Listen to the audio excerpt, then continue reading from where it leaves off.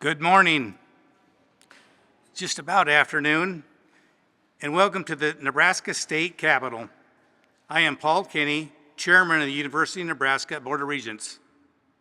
On behalf of the board, it is my great honor to open this historic occasion.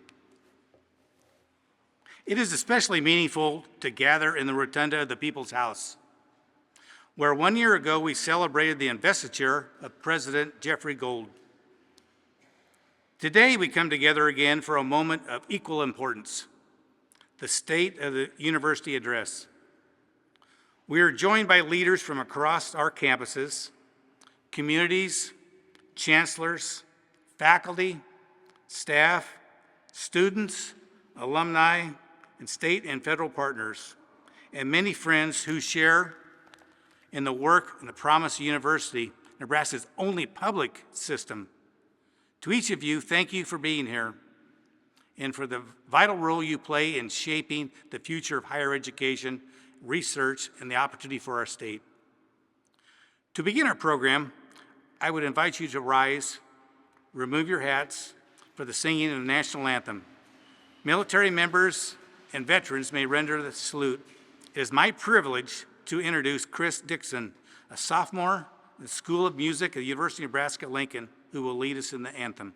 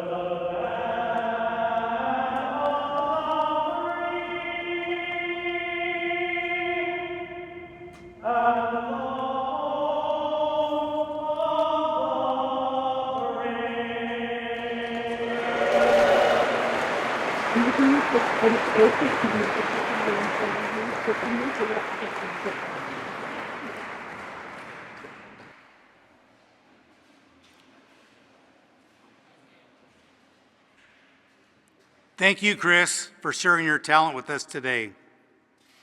It is now my privilege to introduce the President of the University of Nebraska System. 1 year ago in this very rotunda, we celebrated Dr. Jeffrey Gould's investiture as the 8th President of the University of Nebraska. Since that time, Dr. Gould has led with clarity, vision, and a deep commitment to serving students, community in every corner of our state. He has challenged us to embark on what he calls the Odyssey to Extraordinary, reminding us that while Nebraska's public university is already excellent, it can and must be truly extraordinary in the years ahead. The State of the University Address is a moment to reflect honestly on our challenges and to celebrate the remarkable work of our faculty, staff, students, and to chart a bold course forward. Join me in welcoming the President of the University of Nebraska System, Dr. Jeffrey Gould.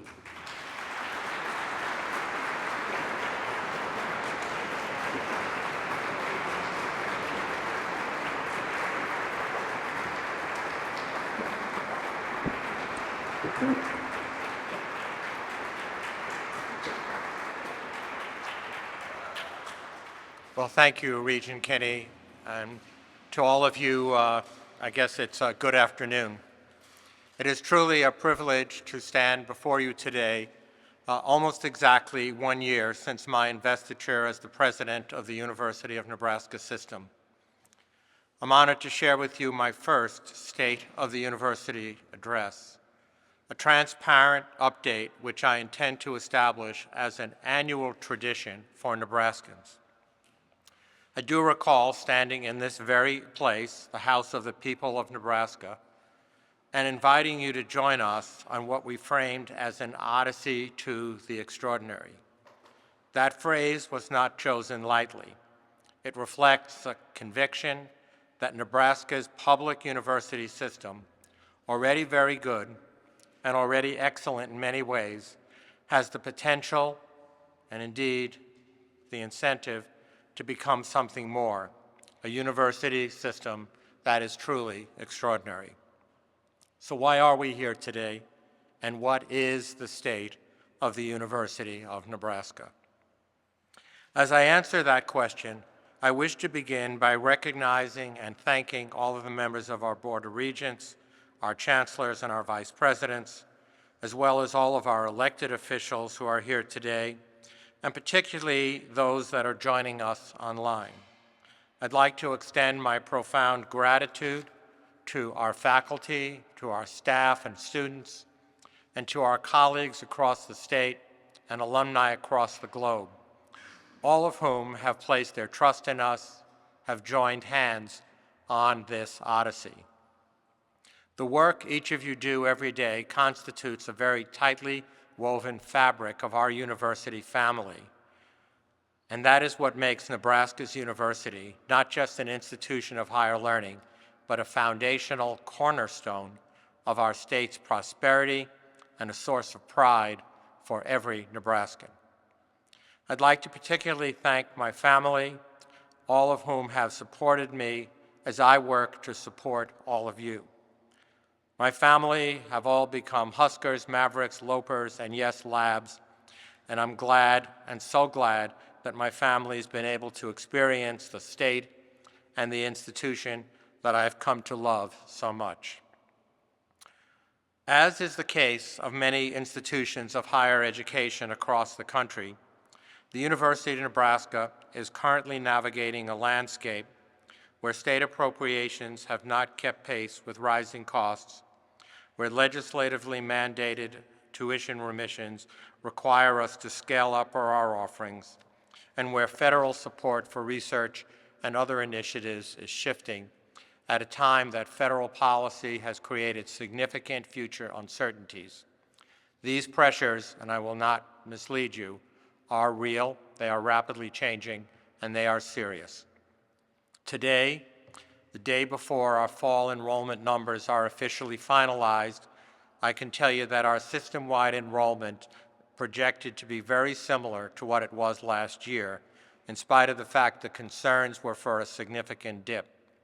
Our enrollment numbers for first-time freshmen are up, as are the numbers of in-state students, which is really a remarkable achievement despite the decrease in enrolled international students and graduate students that our institution and so many others across the nation are experiencing.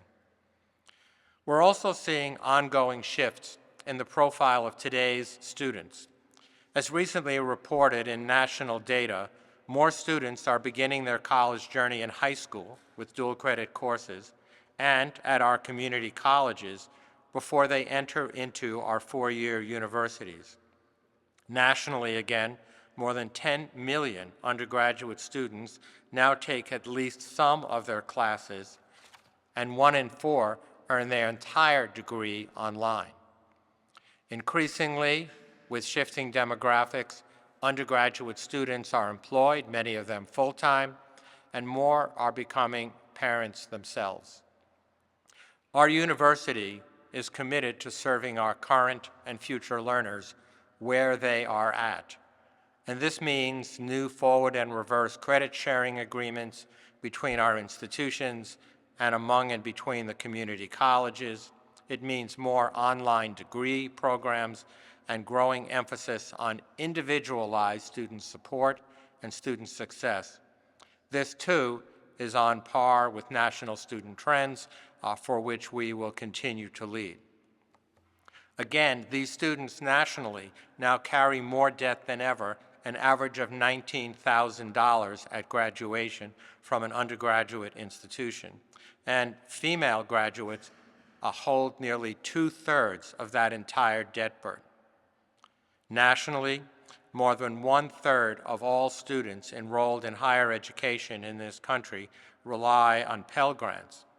But across the University of Nebraska system, nearly 3 out of 4 students, somewhat campus dependent, are so-called Pell eligible, a striking reminder of how many of our students depend on federal taxpayer dollars to deliver access and affordability. Together, these statistics paint a picture far different from the traditional 18-year-old, wide-eyed, recent high school graduate who have historically filled our classrooms as freshman students. They point us to a new future for higher education that serves a new type of learner, creating new and different opportunities for the university system and for our Odyssey together ahead. What makes Nebraska different is our unique legacy and our unique people. We're the only public university system in the state. We're large enough that our work touches every county, every school district, every community, every industry, every family. And yet we're small enough to be nimble, innovative, and responsive to the needs of our students and to all of the communities that we serve, both those who attend college immediately after high school and those who arrive on our campuses via far less traditional routes. Those who choose to upskill, to reskill, and to change the course of their lives through educational experiences. Those who share in the validated belief that higher education is a key factor to longer and more fulfilling lives, a key factor to social mobility for all learners, and particularly so for first-generation students such as myself. And so, while the challenges before us are significant, I see this as a time of profound opportunity, an opportunity to actively reimagine our university, an opportunity to lead, an opportunity to help define what higher education in the next decades must look like. As we said last year, we introduced the Odyssey to the extraordinary, and today, a year later, I can say with confidence that we are well along on that journey. Across our campuses and programs, we see extraordinary teaching and learning, extraordinary research and creative activity, extraordinary partnerships and engagement embedded in an extraordinary culture, and the reality of an extraordinary degree of stewardship and a focus on effectiveness. These are the very pillars of our strategic plan. These pillars were built in partnership with our regents, with the community, and with the leadership teams of all of our campuses, and they're guiding our decisions, shaping our priorities, and holding us accountable to the vision that we set out together. So, let me share several examples of how these foundational pillars of our Odyssey are actually coming to life. First, among a few, in early June, we welcomed representatives from the Higher Learning Commission to both UNMC and UNL to finalize the process of joint accreditation of these two campuses, which began last fall, bringing our flagship campus in Lincoln and our medical center campus in Omaha together under a single accreditation framework will place us alongside our national peers. It will open the door to new efficiencies and dramatically increase opportunities for faculty and student collaboration. This is an ongoing process with multiple future steps, and we're deeply grateful to all of our campus leads, to the partnership with the Higher Learning Commission, and particularly to our interim provost, Dr. David Jackson. David, would you mind standing and let us thank you for all of this incredible hard work?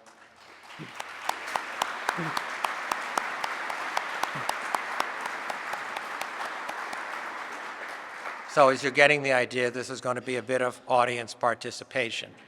So don't doze off just yet. At the same time, we are advancing Project Health, a bold and forward effort to position Nebraska as a national leader in the academic health sciences. But this is not only about buildings and programs. It's about solving Nebraska's most pressing healthcare challenges. It's about addressing rural workforce shortages.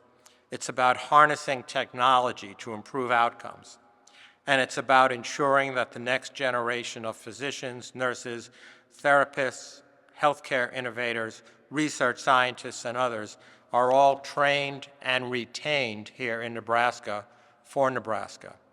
We're very grateful for the work of Governor Pillen and for our legislature for sharing our vision for this project and for recognizing what it means to the state.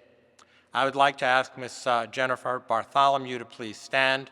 And as I introduce her, Jen is UNMC's Associate Vice Chancellor for Facilities, Management, and Planning. Jen and her team's ability to clearly conceptualize and operationalize this multidimensional project, which is by the largest and most complex public-private partnership ever done in the state of Nebraska, has set us on the path that we're on today. Jen, thank you so much.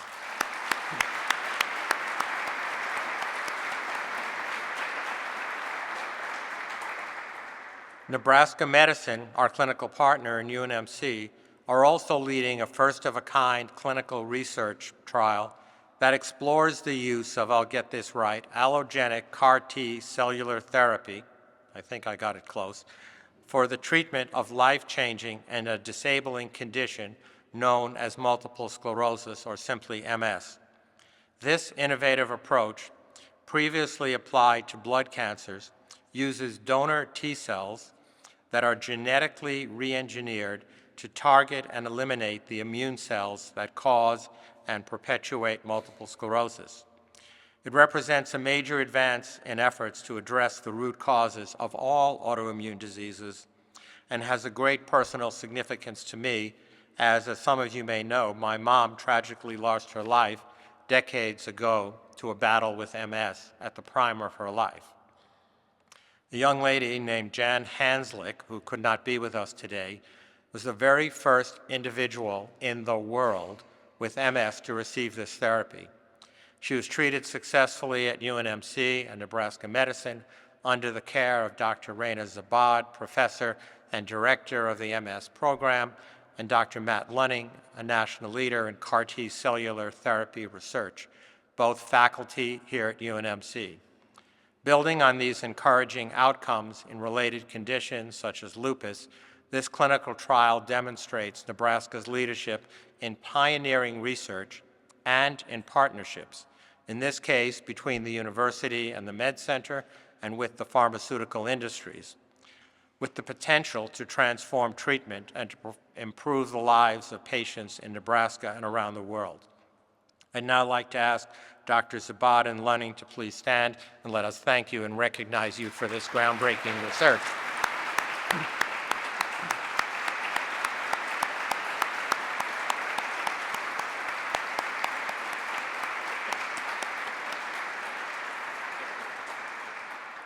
Thank you. As we know, advances in artificial intelligence are transforming every part of our lives, and the University of Nebraska is leading in this area as well. Across our campuses, faculty and staff in all of our colleges are already leveraging this powerful technology to strengthen teaching and learning, to prepare graduates for jobs of tomorrow, and to create greater efficiency in how we work. We've established a system-wide AI task force almost exactly a year ago, consisting of experts to guide a bold, forward-looking strategy for research, education, and workforce development. Among those experts is David Arredondo. David is a collection services librarian at the University of Nebraska at Kearney who is using AI in his own work to help colleagues and students across the university understand the capabilities and the limits of both AI and large language models. This is a critically important effort as we move forward. David, please stand and let us thank you for your leadership in this area.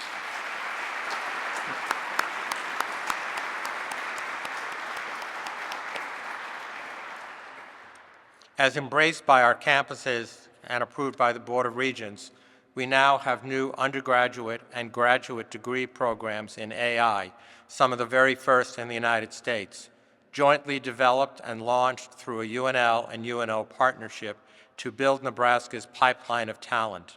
And today, I am proud to announce the creation of a new Center of Excellence for Artificial Intelligence, an academic hub and spoke model that will harness our unique strengths, foster groundbreaking research and discovery, and ensure that Nebraska is at the very forefront of this evolving resource on every campus, in every college, and for every member of our faculty, staff, and student body. Shifting to agriculture. As is well known, the University of Nebraska has long been the place for digital and precision ag development. Today, our researchers are developing tools that conserve water, improve crop yields, enhance animal health, and make farming and ranching safer. They are taking those tools from the lab to the field through platforms such as N-Farms and into the marketplace through the Combine at Nebraska Innovation Campus. This ongoing cycle of discovery, application, and commercialization is why Nebraska farmers rank among the very top in the nation in adopting precision technologies. It's a model of teaching, research, and engagement, and then stewardship working hand in hand. Exemplifying this work is Dr. Joe Luck.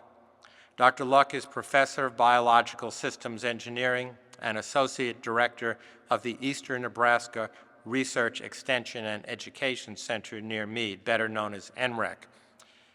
Dr. Luck leads the N-Farms team in harnessing ag data and using it to create new tools that add value for producers. As just one example, Dr. Luck's former graduate student, a young man named Jackson Stansel, created a digital tool that harnessed satellite data and other precision data to help farmers identify when and where to apply fertilizer through their irrigation systems. After testing this new technology, utilizing Nebraska's farmers' fields on the On-Farm Research Network, he grew this into a nationwide company known as Sentinel Ag. Dr. Luck, can I ask you to please stand and let us thank you for your leadership and your hard work in this area.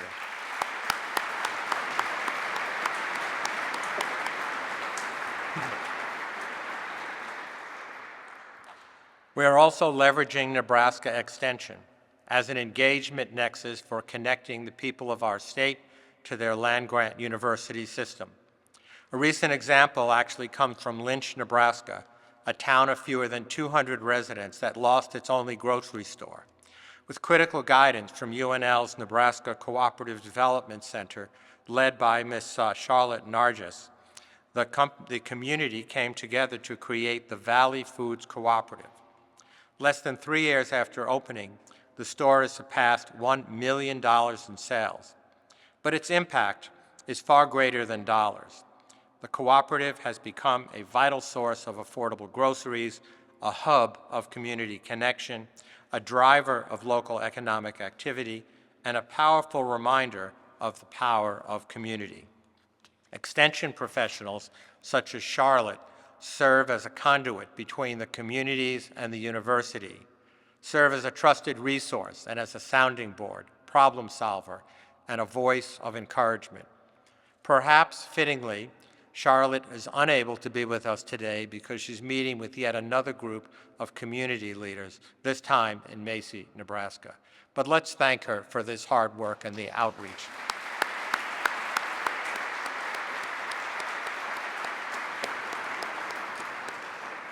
In close partnership with the Nebraska Association of County Extension Boards, better known as NASEB, notice there are a lot of acronyms here. I learned that from my military friends, that the whole world is acronyms. We're sharpening our focus to make sure that our expertise is deeper, our reach is wider, and our presence is felt in new ways.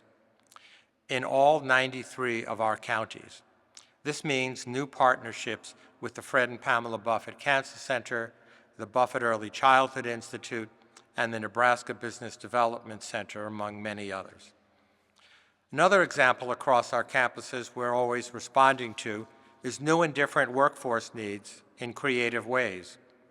We provide access for large and small employers to the system-wide career currency program. Now, this has been a groundbreaking partnership between the university and local employers. It allows employers and their dependents to pursue new degrees and new skills as part of their employee benefits, very similar to healthcare and other employment benefits.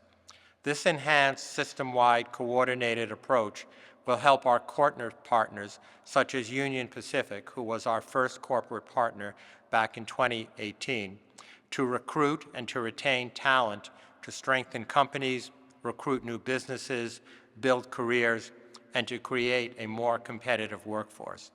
This is an extraordinary partnership and extraordinary stewardship at work.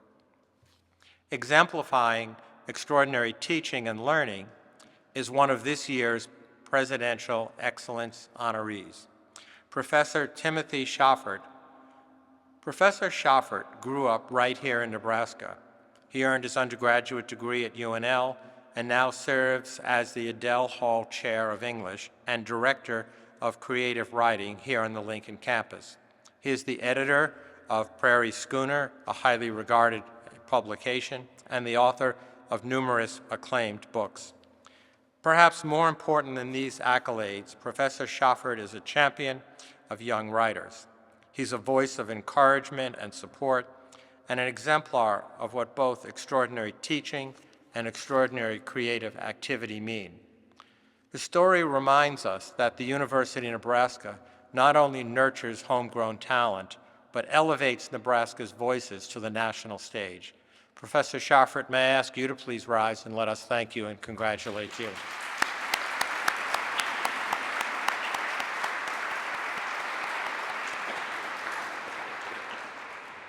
As our partnerships with state and federal leaders continue to grow, together we are advancing research in medicine, in agriculture, in defense, cybersecurity, and many other areas. These collaborations not only strengthen our university, but they also strengthen Nebraska's competitiveness on the national stage. Perhaps two of the most powerful examples of this extraordinary partnerships that strengthen our university and our growing collaborations, include the United States Department of Defense and the United States Department of Homeland Security. We are dramatically expanding our partnerships with these at the highest levels of active military leadership as well as the National Guard.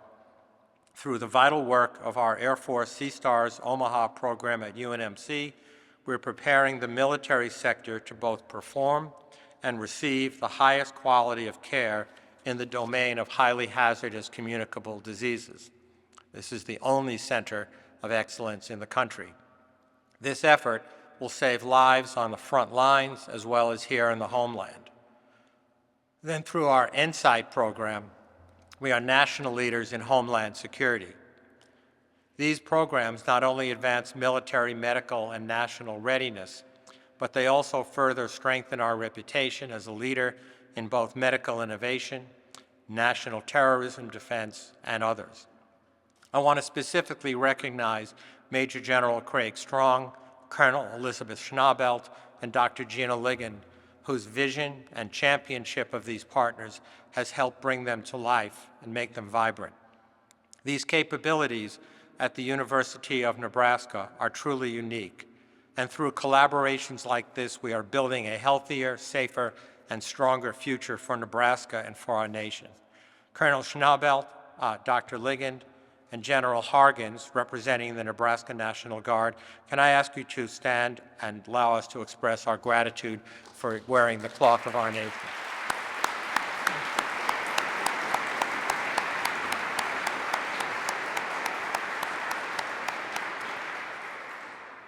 And shifting gears one more time, of course, our culture of excellence is reflected in our athletic programs. In case you're not aware, the university has a few athletic programs.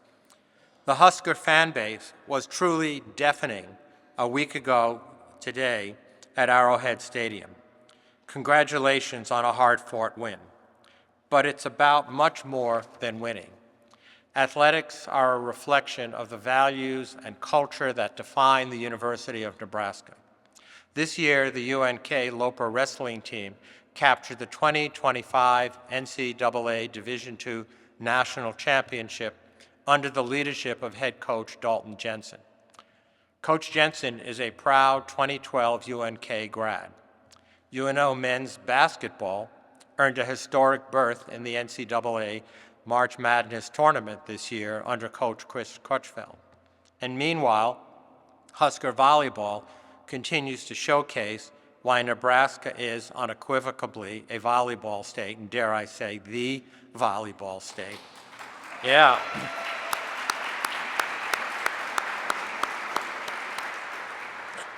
The return to her home of Coach Danny Busboom Kelly, a Nebraska native, former national champion herself, and standout Husker, has elevated an already storied program, reinforcing a culture of discipline and leadership that resonates far beyond the court.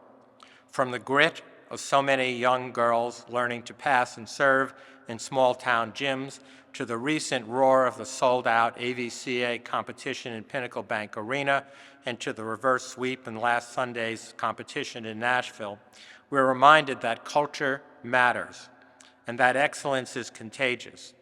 These programs and others across our campuses are products of an environment that celebrates the very core of what the university stands for: hard work, genuine teamwork, integrity, and pride in the state of Nebraska. Their success inspires us all to aim higher. Coach Jensen, can I ask you to stand and let us thank you and congratulate you on an amazing season. Thank you for being with us.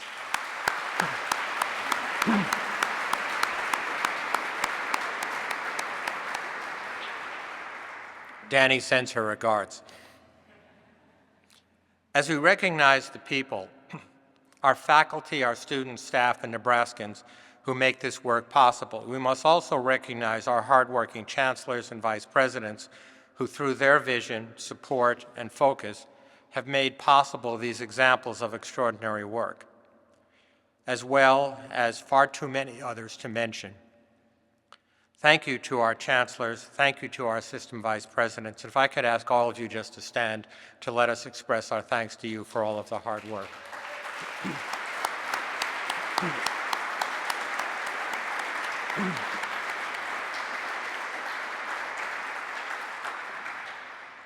I would also like to extend our most sincere thanks to the supporters of the University of Nebraska, including the donors, our University of Nebraska Foundation staff, and the incredible leadership and partnership who contributed to a record-setting year of giving to the University of Nebraska Foundation. While donor support cannot ever replace sustained state and federal support, underscore cannot replace sustained state and federal support, it does drive innovation and it does drive progress in specific areas of high impact. And even more so, it signals the strong support of our university that we enjoy from individuals across the state and the nation. So much to celebrate. So as I reflect and celebrate what has been a remarkable year of many achievements, and as we chart a course to a new and extraordinary set of opportunities, we must also speak candidly about the current and future challenges that we face. So with your permission, I remind you that it is no secret that we are facing a fundamentally challenged landscape for higher education. At the federal level, overall investment in research is tightening, and competition for limited dollars is growing. Decreased funding for facilities and administrative costs, F&A as they're known, is the backbone of university research infrastructure. It means that institutions like ours and every one of our scale across the country will absorb more of the costs to support cutting-edge research. This is a non-sustainable change for the long term. These dollars, these F&A dollars, maintain our laboratories, support our technology, allow us to be compliant with ever-changing structures, and support personnel that make discovery possible. Fewer federal resources put this nationwide research enterprise at risk and crush the university-based creativity that fuels the most important long-term future, not just for higher education, but for corporate America's long-term productivity. At the same time, our state support, while foundational and deeply appreciated, has not kept pace with the rising costs of delivering a world-class educational program across our 500-mile-wide campus. So let's look at a few numbers over the last years. Over the last decade, beginning in 2016, with all of the combined changes in state funding, the University of Nebraska has absorbed, as of this year, $206 million per year. This represents an inflation-adjusted reduction of state support. In other words, the state appropriations to the university is currently 74% less than keeping pace with the decade-long increase in the CPI, or Consumer Price Index, a nationally accepted metric for consumer inflation. Similarly, over the past 6 years, our tuition has increased a total of 13.8%, approximately 1/2 of the 26% national CPI inflation rate. Now, this was thoughtfully planned, particularly during the pandemic, to maintain access and affordability for our students, thus keeping us in the lowest tier of all of our benchmarked peer universities, keeping us accessible, and doing everything we can to keep us affordable. Had we simply mirrored the inflationary rates, tuition would have gone up an average of 4.3% per year over this time period, rather than what was an average of 2.1% per year. That alone would have produced $57 million a year of increased revenue had we chosen to do that. These long-standing changes represent a substantial reduction in funding, now exceeding what would have been this year $260 million of revenue to the university, leaving us to operate on a much leaner budget as we enter this biennium and continually strive to keep higher education accessible and affordable. And we certainly understand, and I certainly personally understand, the state's physical constraints. However, I will say without adequate investment, Nebraska's only public university system cannot continue to sustain the needs of our students, support our economy, and the communities at the level that they depend on every day and the level that they deserve. This year, all 4 campuses in our system are taking significant steps to address budget challenges. UNMC, by example, has overseen a $9.1 million reduction, redirecting funding to sustain the university's research enterprise as a result of federal funding shortfalls. UNK announced in August that campus leaders will identify $4.5 million in cuts over the biennium, and UNO also outlined a $1.9 million reduction. Here on the UNL campus, processes are in place to reduce expenditures by much more, by $27.5 million.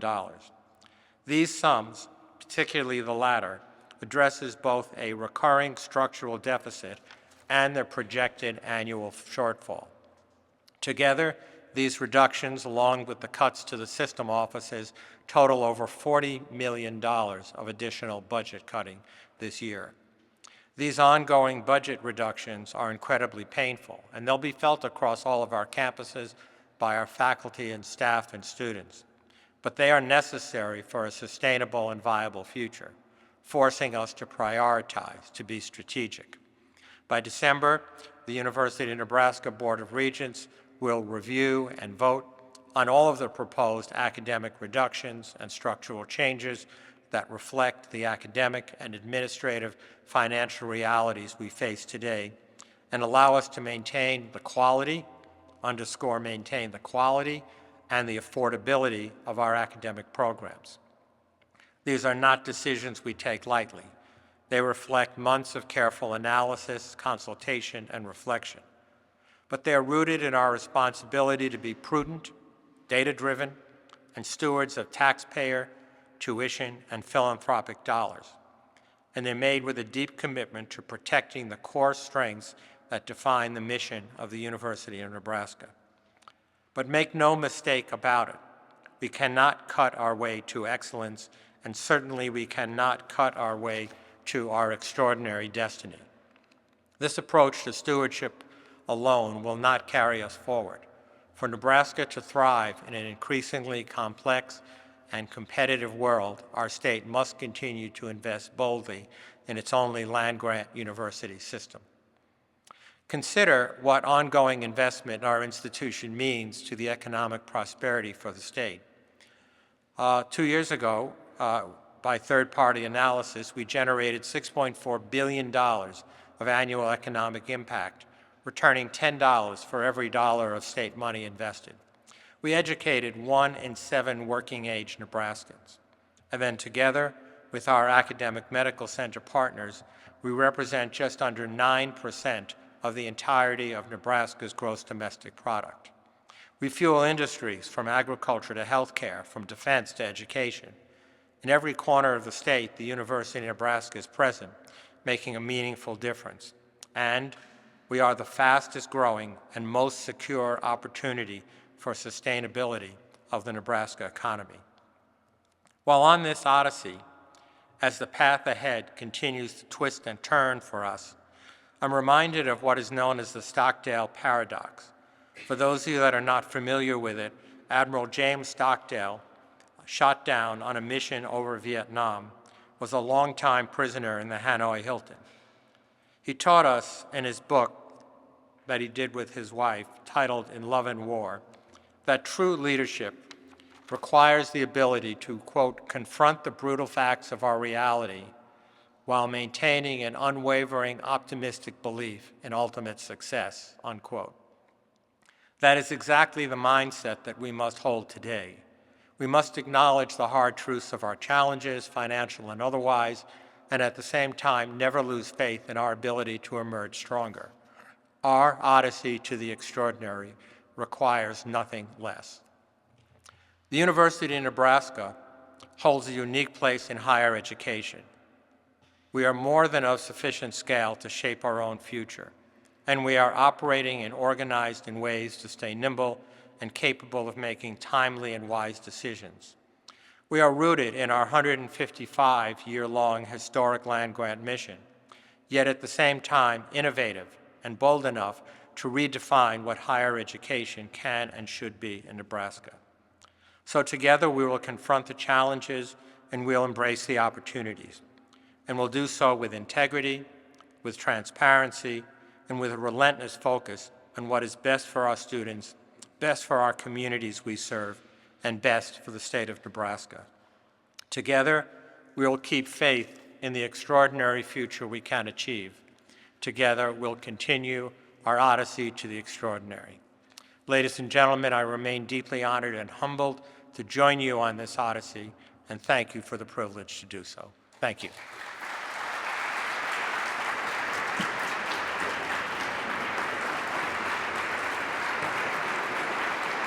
Thank you.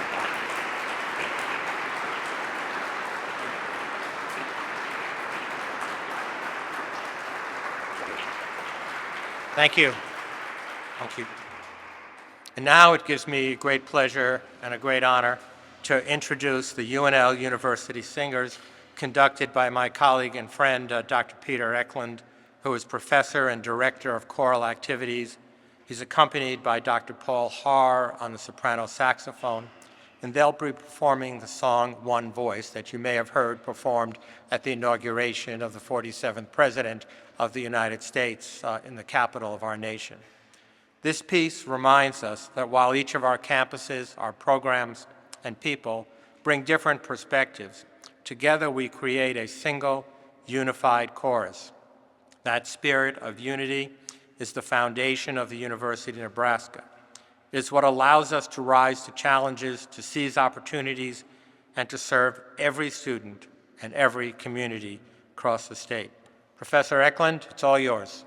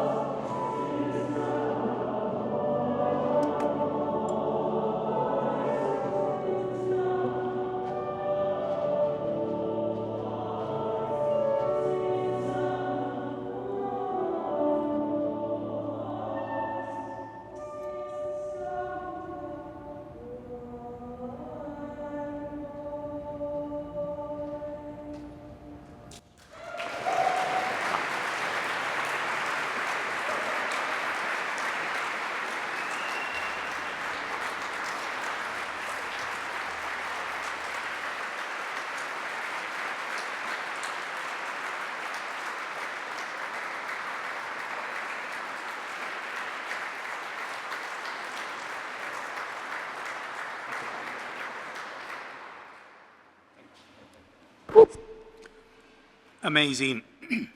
That was a beautiful performance. Please join me in thanking the members of the UNL University Singers, conductor Peter Eklund, and saxophonist Paul Haar.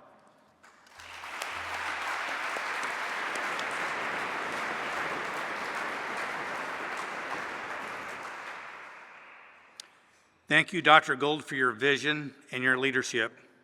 Thank you, everyone that joined in this historic occasion. Today, we are reminded of the extraordinary role the University of Nebraska plays in the life of our state, educating students, driving discovery, strengthening communities, and preparing Nebraska for the future. On behalf of the University of Nebraska Board of Regents, I want to express our deep appreciation to our chancellors, our university leadership, faculty, staff, students, alumni, state leaders, Nebraska, friends across Nebraska make this work possible every day. It has been our privilege to gather here in the Capitol, the People's House, to celebrate the impact, the promise of the University of Nebraska. Together, we look forward to the building on today's momentum and continue to share our journey toward an extraordinary future. Thank you again for being with us today. This concludes the 2025 State of the University Address. Have a wonderful afternoon. Thank you.